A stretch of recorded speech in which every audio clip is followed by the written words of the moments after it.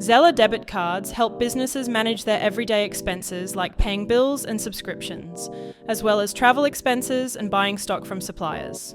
Let's look at how to create a Zeller debit card.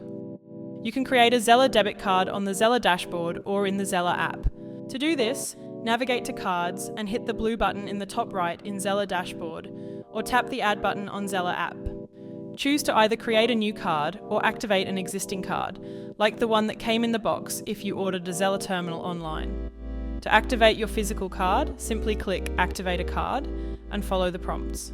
To create a new Zeller debit card, click Create a new card. Next, choose Debit Card, then specify the card holder.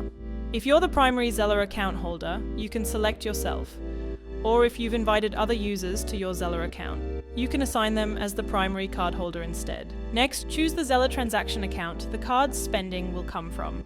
Then choose whether you'd like a physical or virtual card.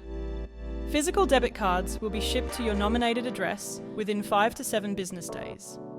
Virtual cards, on the other hand, can be added to your Apple or Google mobile wallet and used straight away.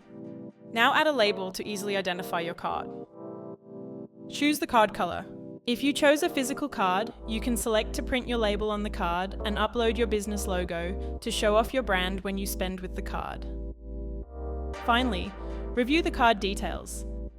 Your new Zeller debit card is now created. If you chose a virtual card, it's now ready to use. You can add it to your Apple or Google wallet for immediate spending in store or online. Remember, you can create unlimited physical and virtual business cards for free.